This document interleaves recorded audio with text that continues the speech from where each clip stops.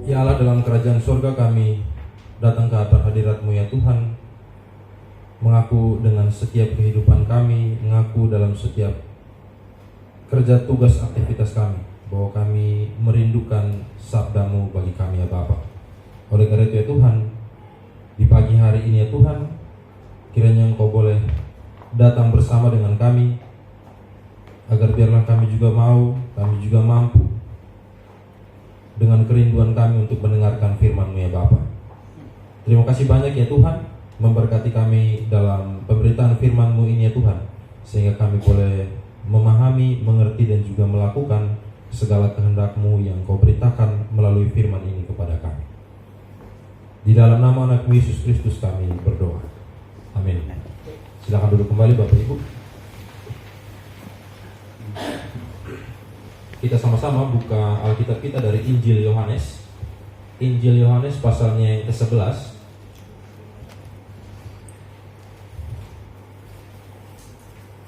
Injil Yohanes pasalnya yang ke-11. Kita baca ayatnya yang ke-25 sampai dengan ayatnya yang ke-27. Kemudian kita sambung di ayatnya yang ke-40 sampai dengan ayatnya yang ke-44.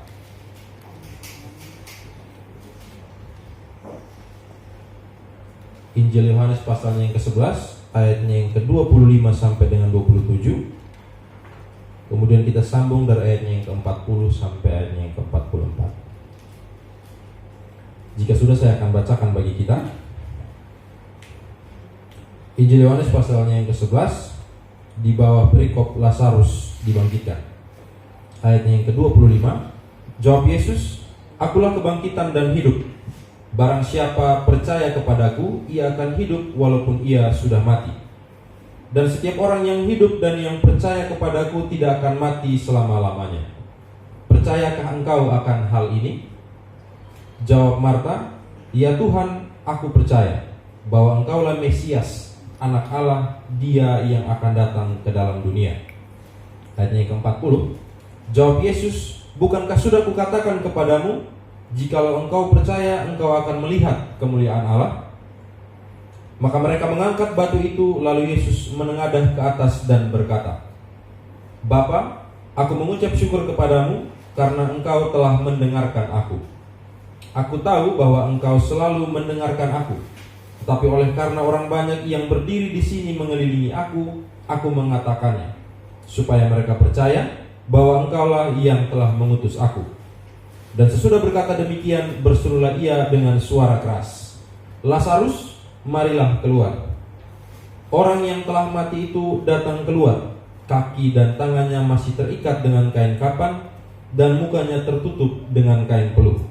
Kata Yesus kepada mereka, "Bukalah kain-kain itu dan biarkan ia pergi." Demikianlah firman Tuhan, dan yang dikatakan berbahagia adalah kita yang mau untuk melakukannya dalam kehidupan kita hari lepas hari. Shalom Bapak Ibu. Shalom. Ya, selamat hari Minggu buat kita semua. Selamat hari Minggu. Tema renungan kita hari ini adalah Yesus yang peduli dan pro dengan kehidupan. Bapak Ibu yang terkasih dalam Tuhan kita Yesus Kristus, ada yang tahu Bunda Teresa di sini? Bunda Teresa pernah dengar ya? Pernah. Bunda Teresa itu adalah seseorang yang mengabdikan hidupnya untuk menolong orang-orang yang terlantar. Nah, di dalam suatu tulisannya dalam buku, dia mengatakan seperti ini. "Tuhanku, cintaku untukmu, aku ingin tetap bertahan. Dan melakukan segala keinginanmu merupakan kehormatan bagiku. Aku tidak akan membiarkan satu tetes air mata jatuh karenanya." Tulisan ini ia tulis ketika ia masuk ke dalam tahun pertamanya untuk melayani orang-orang terlantar, orang-orang yang susah, dan ia tidak memiliki penghasilan sehingga ia harus memohon pertolongan juga dari orang lain. Artinya dia itu tidak memiliki apa-apa pada waktu itu, tetapi dia berusaha untuk membuat dirinya mampu untuk menolong orang yang lebih susah dari dia pada waktu itu. Tetapi yang dia katakan adalah ketika dia masuk ke dalam kesesakannya itu, masuk ke dalam seluruh hal yang dia rasa terlalu mencekik baginya, dia tidak serta-merta meninggalkannya, atau dia tidak serta-merta harus kayak menyesali perbuatannya. Tetapi yang dia lakukan adalah dia bicara kepada Tuhan. Dia bilang, Tuhan, karena cintaku untukmu, maka saya mau untuk tetap bertahan dalam kondisi seperti ini. Karena apa? Karena dia yakin bahwa Tuhan adalah orang yang mencintai kehidupan sama seperti dia. Itu adalah alasan dari Bunda Teresa kenapa dia mau untuk menolong orang-orang terlantar pada waktu itu. Karena dia yakin dan percaya bahwa kehidupan adalah hak semua orang. Kehidupan adalah anugerah bagi semua orang. Perbedaannya hanya dari sisi beberapa hal, kayak misalnya pendapatannya, kemudian misalnya cara hidupnya, gaya hidupnya, itulah yang berbeda. Tetapi kehidupan itu sama di mata Tuhan, dan semua orang punya hak untuk mendapatkan itu. Nah, Bapak Ibu yang terkasih dalam Tuhan kita Yesus Kristus, tadi kita sudah baca dari kitab Yeskiel, kemudian juga dari kitab Roma, dan terakhir kita baca dari kitab Yohanes yang menceritakan tentang Lazarus. Nah, kalau Bapak Ibu simak baik-baik di dalam kitab Yeskiel tadi, itu juga menceritakan tentang bagaimana Yesus itu, tentang bagaimana Allah itu pro terhadap kehidupan. Kita baca di Yeskiel 37 ayatnya yang ke-4 dan 5. Dikatakan bahwa lalu firman-Nya kepadaku, bernubuatlah mengenai tulang-tulang ini dan katakanlah kepadanya, hai tulang-tulang yang kering, dengarlah firman Tuhan. Beginilah firman Tuhan Allah kepada tulang-tulang ini, aku memberi nafas hidup di dalammu supaya kamu hidup kembali. Lanjut ke ayatnya yang ke-6, aku akan memberi urat-urat padamu dan menumbuhkan daging padamu. Aku akan menutupi kamu dengan kulit dan memberikan kamu nafas hidup, supaya kamu hidup kembali dan kamu mengetahui bahwa akulah Tuhan. Nah, ini menandakan bahwa Allah benar-benar pro terhadap kehidupan dan membuat kehidupan itu menjadi hak semua umat manusia. Demikian pula tulisan Paulus di jemaat di Roma tadi juga mengingatkan bahwa roh Allah yang di dalamnya itu terdapat spirit, terdapat kekuatan, dan juga terdapat kemahakuasaan dari Allah itu akan memampukan kita untuk beroleh hidup dalam keselamatan itu. Kemudian yang terakhir kita baca adalah kisah pembangkitan Lazarus. Saya percaya bahwa kita semua sudah sering mendengar kisah tentang kebangkitan Lazarus ini, yang dimana hal ini sangat-sangat bisa kita bilang sangat-sangat drama ya di dalam kehidupan Lazarus, Maria dan Marta pada waktu itu, di mana kita tahu bahwa ketiga orang ini cukup dekat hubungannya dengan Yesus. Cukup bestie lah kalau anak-anak muda bilang sekarang itu bestie. Nah, tetapi pada waktu itu ketika mengetahui bahwa Lazarus sakit, Yesus tidak langsung datang kepada mereka bertiga. Malah Yesus menunda 2 hari perjalanan. Kalau Bapak Ibu baca di di Yohanes 1 tadi, dari Yohanes 11 dari ayat yang pertama sampai dengan ayat yang ke-44, dalam seluruh ceritanya diceritakan bahwa Yesus itu menunda perjalanan selama 2 hari. Sehingga ketika Yesus sampai di rumah mereka, Lazarus itu sudah tidak ada. Dan Marta bilang bahwa Tuhan, kalau misalnya Tuhan sampai lebih cepat, pasti Lazarus tidak mati. Nah, itu adalah ungkapan kekecewaan dari Marta kepada Tuhan, yang mana kalau dalam pikirannya adalah, loh kita kan bestie, kenapa lu gak datang cepat? Itu adalah ungkapan kekecewaan dari Marta. Tapi Tuhan bilang apa pada waktu itu? Yesus berkata bahwa bukankah sudah kukatakan kepadamu, jikalau engkau percaya, engkau akan melihat kemuliaan Allah. Artinya Yesus inginkan adalah percayalah kepadanya. Hanya modal itu, Bapak Ibu yang terkasih. Karena Yesus sendiri itu sangat-sangat pro terhadap kehidupan. Nah, kita sekarang sudah masuk di Minggu Prapaskah yang kelima, yang menandakan bahwa kita akan mempersiapkan diri kita lebih dalam lagi untuk menyambut yang namanya penebusan dosa terhadap umat manusia. Kisah penebusan dosa itu. Kalau ini dikaitkan dengan kisah penebusan dosa pada masa Paskah, maka tentunya ada hal yang setara atau ada timbal balik yang masuk akal. Karena Yesus mengorbankan dirinya untuk apa? Untuk keselamatan kehidupan setiap umat manusia. Mengapa dia lakukan itu? Karena dia pro dengan kehidupan. Karena dia mau setiap umat manusia memiliki kehidupan dengan porsi yang sama. Nah, itulah yang menjadi pokok perbincangan di antara ketiga bacaan yang tadi kita sempat baca itu. Pulang dari sini mungkin Bapak Ibu bisa membuka kembali di Roma tadi, kemudian di Yeskiel, dan juga membaca lagi tentang kisah Lazarus, dan cobalah menghubungkan tentang ketiga bacaan ini. Dan yang kita temukan adalah Tuhan bilang, siapa yang percaya kepadaku, dialah yang akan memiliki hidup. Nah, itulah yang ingin Tuhan sampaikan kepada kita melalui bacaan kita tentang Lazarus ini. Sebagai orang biasa, kalau kita berada di posisinya Maria dan Marta pada waktu itu, mungkin kita akan lebih fantastis perasaannya. Mungkin kita akan lebih marah daripada Maria dan Marta pada waktu itu. Bapak Ibu bisa bayangkan kan, teman dekat Bapak Ibu yang sudah merasa seperti keluarga sendiri, ketika saat dimana kita butuhkan dia untuk datang, tapi dia tidak ada. Malah dia tunda dengan sengaja. Dengan sengaja ya, Tuhan menundanya dengan sengaja. Yesus pada waktu itu menunda perjalanannya dengan sengaja. Bukan karena dia sementara dirawat di rumah sakit Siloam, mungkin tidak. Menunda perjalanannya dengan sengaja. Nah, mengapa demikian?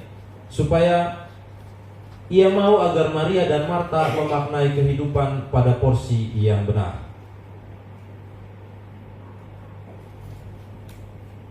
Bapak Ibu yang terkasih dalam Tuhan kita Yesus Kristus, kisah tentang Lazarus ini sungguh mendeklarasikan bahwa Tuhanlah Allah sang pemilik kehidupan itu. Allah yang transenden, yang senantiasa peduli kepada kesulitan-kesulitan yang dialami oleh setiap kita, setiap umatnya. Kepada Bapak Ibu, kepada saya, dan kepada semua orang yang hidup di muka bumi, bahkan kepada semua ciptaan. Nah, Tuhan itu adalah Allah yang peduli kepada umatnya, karena Dia adalah Allah yang mau memberikan pengertian tentang porsi kehidupan yang tepat untuk kita.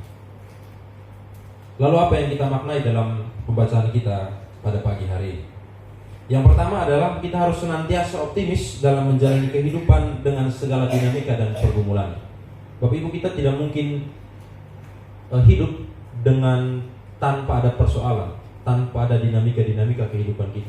Tentu kita hidup ada persoalan, entah persoalan yang kecil, entah persoalan yang besar, entah yang terlalu besar sampai kita rasa kita tidak bisa menyelesaikannya.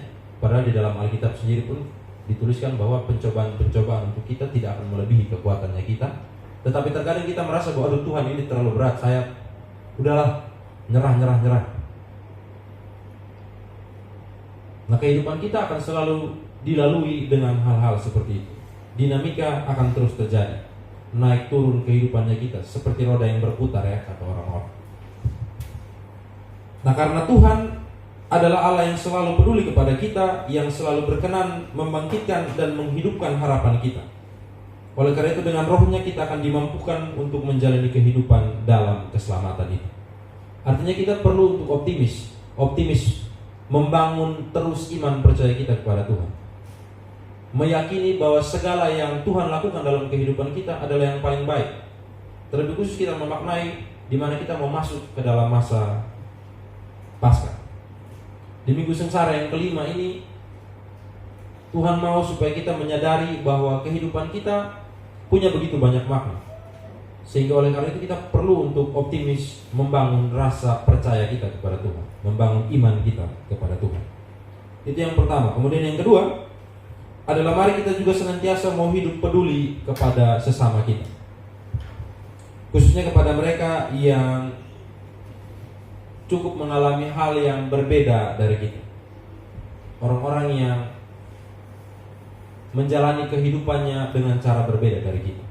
Porsi kehidupan kita sudah sama, tetapi seperti yang saya bilang tadi, perbedaan kita terletak di luar daripada itu. Entah dari segi ekonomi, entah dari segi geografis, entah dari berbagai segi yang lain dan sebagainya. Nah, itu adalah orang-orang yang perlu untuk kita tolong.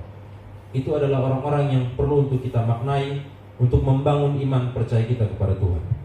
Karena kalau kita tidak mengurus orang-orang tersebut, apalagi orang-orang yang terdekat dengan kita, siapa lagi yang mau?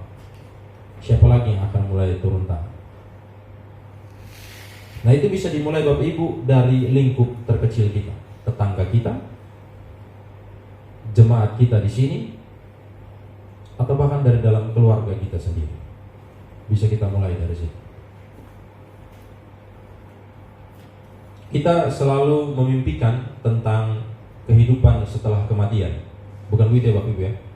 Kita yakin dan percaya bahwa ketika masa saya untuk bertugas di bumi ini selesai dan saya harus kembali, tentu kita percaya atau kita meyakini bahwa akan ada kehidupan setelah kematian. Entah kita di mana, kita tidak bisa memprediksi. Tetapi yang kita yakin dan percaya adalah ketika kita sudah mau untuk percaya kepada Tuhan sungguh-sungguh, kita meyakini bahwa akan ada kehidupan setelah kematian. Tetapi Bapak Ibu, yang menjadi fokus kita pada hari ini sebenarnya bukan kehidupan setelah kematian itu, tetapi bagaimana kita hidup di dalam kehidupan kita yang sekarang untuk terus bangkit menjadi lebih baik. Artinya tidak perlu kita tunggu kita mati baru kita harus nunggu kebangkitan yang kekal, itu nggak perlu. Yang kita perlu lakukan adalah memaknai kehidupan kita yang sekarang ini untuk terus bangkit menjadi orang yang lebih baik. Nah, itu adalah makna dari kebangkitan Lazarus itu. Bukan semata-mata Tuhan mau menunjukkan kekuasaannya, menunjukkan mujizatnya, atau menunjukkan bahwa Lazarus yang sudah meninggal itu bisa bangkit, tetapi ingin memperlihatkan kepada kita bahwa kehidupan kita yang sekarang masih bisa kita bangkitkan menjadi kehidupan yang lebih baik ke depan. Lahir baru, menjadi orang yang baru, menjadi orang yang baik. Jadi segala sesuatu yang kita lakukan dalam kehidupan kita yang sesuai pada porsinya yang Tuhan sudah berikan kepada kita, maka lakukanlah itu dengan maksimal, dengan terus optimis, membangun rasa percaya kita kepada Tuhan. Dan yang berikut adalah senantiasa mau hidup untuk saling memperdulikan satu dengan yang lain. Nah, itu adalah kedua hal yang sekiranya bisa kita petik dari kisah tentang Lazarus, bahkan juga kisah-kisah yang telah kita baca di Yeskiel dan juga di Roma tadi. Nah, itu kiranya akan menjadi bekal untuk kita, untuk membangun hidup kita menjadi lebih bermakna, membuat hidup kita terus bangkit menjadi hidup yang lebih baik, hidup baru di dalam Tuhan, dan juga untuk memaknai karya penyelamatan yang dilakukan Yesus kepada kita melalui penebusan dosanya di kayu salib. Selamat menjalani kehidupan yang terus bangkit di dalam Tuhan Yesus Kristus. Amin. Kita berdoa untuk mensyukuri firman Tuhan. Allah Bapa dalam kerajaan sorga, kami mengucap syukur ya Tuhan untuk firman-Mu yang terus menyatakan kepada kami untuk membangun iman percaya kami dengan rasa optimisme yang begitu tinggi, dan juga meyakini kehidupan kami untuk senantiasa mau hidup memperdulikan satu dengan yang lain. Semata-matanya ya Tuhan, untuk menjadikan kehidupan kami mampu untuk bangkit menjadi lebih baik, dan juga mampu untuk melakukan segala kehendak-Mu dalam kehidupan kami, agar biarlah kehidupan kami menjadi lebih bermakna dan bermanfaat bagi setiap ciptaan-Mu di muka bumi ini. Bantulah kami Tuhan untuk terus memaknai firman-Mu ini, dan teruslah menolong kami untuk kami mampu menjalani kehidupan kami menjadi lebih baik setiap hari. Terima kasih banyak ya Bapa. Inilah doa kami. Di dalam nama anak Yesus Kristus kami berdoa. Amin. Kita akan memberikan persembahan kita sambil menyanyi dari Kidung Jemaat nomor 363, baitnya yang pertama dan baitnya yang kedua. Petugas kolek nanti persilakan. Hidupku selalu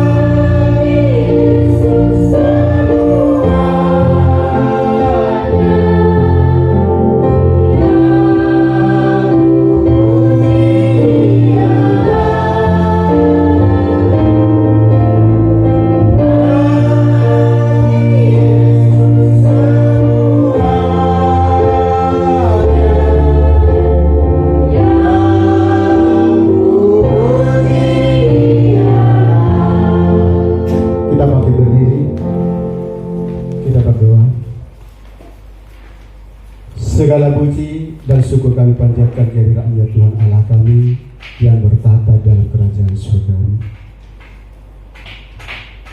Tak putus-putusnya kami Tuhan berterima kasih kepada-Mu ya Tuhan. Sebab Engkau Tuhan begitu baik.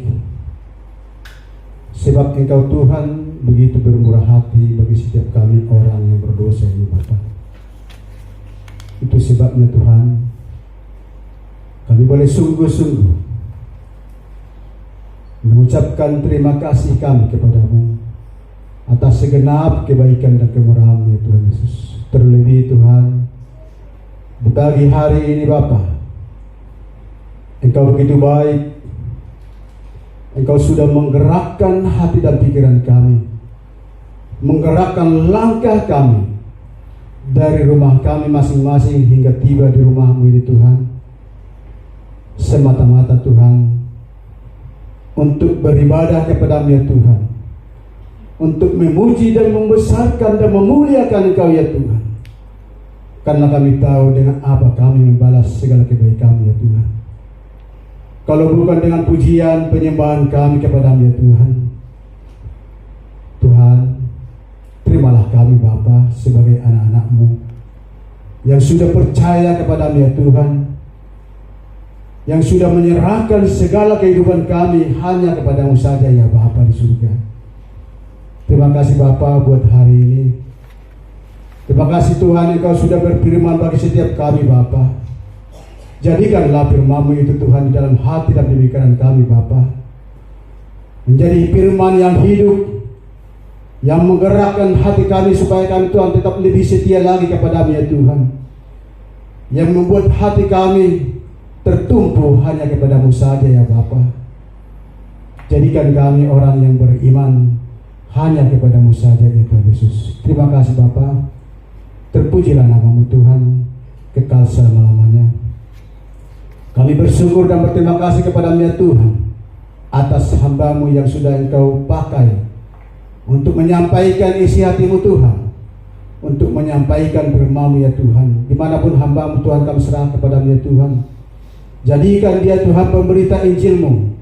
Jadikan dia Tuhan hamba-Mu yang sungguh-sungguh memberitakan pikiran-Mu, memberitakan rencana-Mu, bahkan memberitakan perintah-Mu, supaya banyak orang yang datang kepada-Mu ya Tuhan, supaya banyak orang yang iman percayanya bertumbuh hanya kepada-Mu saja ya Tuhan Yesus.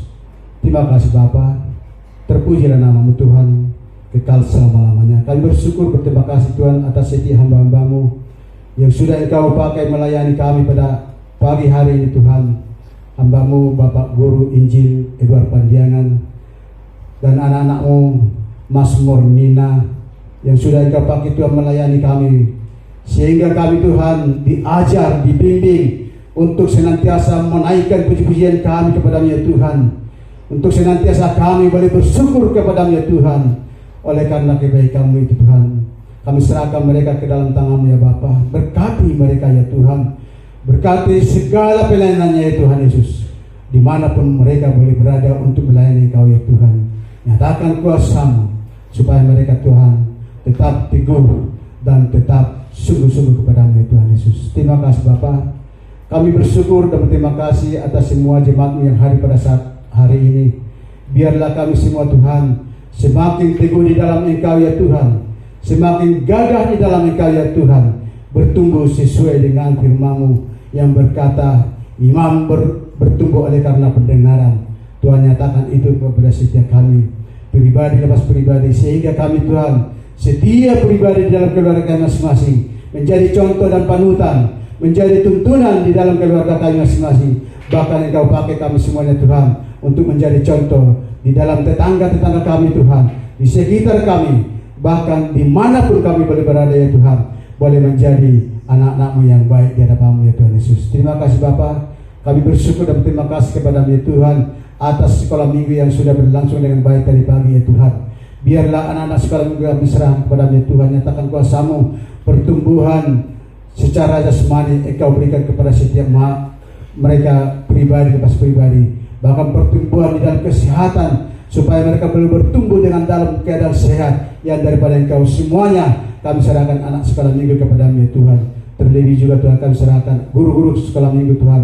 Nyatakan kuasa-Mu, kuatkan dan teguhkan mereka ya Bapa. Berikan kekuatan yang lebih ekstra lagi Tuhan, supaya guru sekolah minggu ini Tuhan boleh nyata, boleh sungguh-sungguh mengajar, mendidik anak-anak sekolah minggu di tempat ini Tuhan, penuh dengan sukacita ya Bapa di surga. Engkau berkati di masa remaja ini Tuhan, Engkau berkati juga di masa mudanya ini Tuhan. Jadikan mereka menjadi anak-anak yang baik ya Tuhan Yesus. Terima kasih Tuhan Yesus, terpujilah nama Bapa kekal selama-lamanya. Kami serahkan semua program yang ada di gereja tempat ini Tuhan, menjadi program yang sungguh-sungguh untuk memajukan gereja-Mu tempat ini Tuhan, untuk memajukan semua jemaat-Mu yang ada di sekitar gereja-Mu ini Tuhan. Bahkan dirauhkan ini Tuhan, nyatakan kuasa-Mu supaya mereka boleh banyak melihat bahwa ada kuasa Yesus Kristus yang ada di gereja-Mu tempat ini Tuhan, boleh berkumandang sehingga banyak orang datang melalui gereja-Mu tempat ini Tuhan Yesus kepada-Mu Bapa, sehingga mereka boleh sungguh-sungguh datang kepada-Mu dengan penuh sukacita ya Tuhan Yesus. Terima kasih Bapa, kami berdoa untuk setiap gereja-Mu yang ada di muka bumi ini Tuhan, terlebih di Indonesia ini Tuhan, bahkan terlebih lagi Tuhan yang ada di DKI Jakarta ini Tuhan. Biarlah semua gereja-gereja Tuhan antar denominasi kami serahkan kepada-Mu Tuhan, bersatu padu memberitakan Injil-Mu, sehingga Injil itu Tuhan boleh sampai ke ujung dunia, dan boleh sampai kepada setiap orang yang belum percaya, bahkan yang percaya semuanya boleh bertumbuh dan boleh datang kepada-Mu ya Tuhan Yesus. Terima kasih Bapa, kami serahkan Tuhan seluruh hamba-hamba-Mu, mulai dari Bapak Pendeta, Ibu Pendeta, bahkan para penginjil, bahkan para penatua, sintua, bahkan semua yang pelayan-pelayan mengguru sekolah kami serahkan kepada-Mu ya Tuhan, supaya Engkau Tuhan yang memberkati mereka, memakai mereka untuk memberitakan Injil-Mu, sehingga berita sukacita itu Tuhan boleh sampai kepada setiap telinga-telinga yang ada di Indonesia itu Tuhan Yesus. Terima kasih Bapa di surga. Akhirnya kami berdoa untuk bangsa dan negara kami yang kami cintai ini Tuhan Yesus. Kami tidak kebetulan ada di negeri ini Tuhan Yesus, tetapi Engkau punya rencana untuk negeri ini Tuhan, supaya ada orang yang senantiasa mendoakan negeri ini Tuhan, mendoakan pemerintah, bangsa dan negara ini Tuhan Yesus.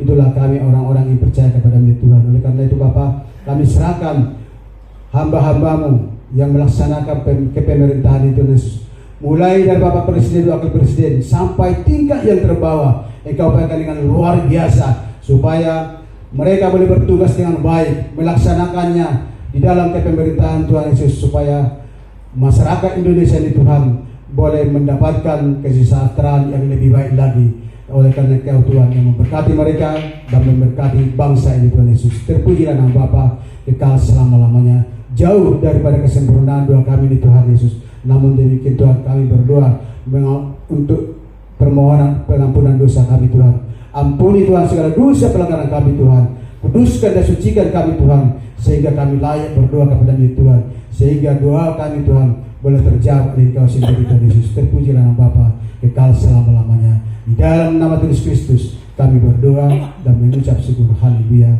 Amin.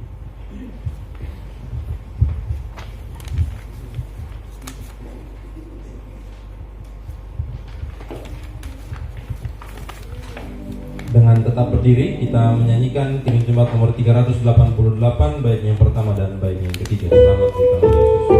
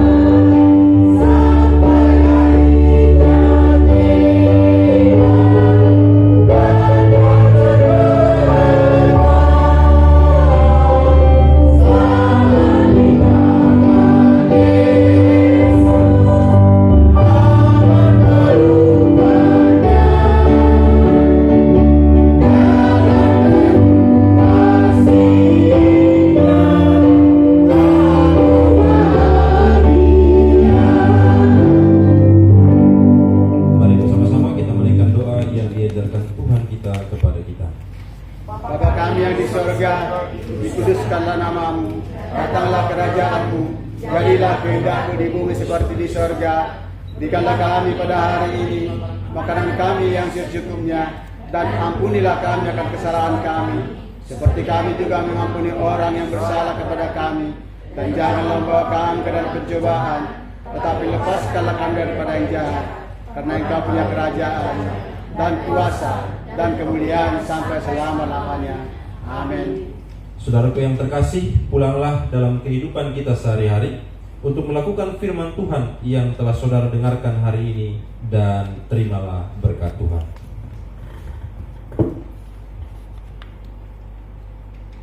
Tuhan memberkati engkau dan melindungi engkau. Tuhan menyinari engkau dengan wajah-Nya dan memberi engkau kasih karunia. Tuhan menghadapkan wajah-Nya kepadamu dan memberi engkau damai sejahtera.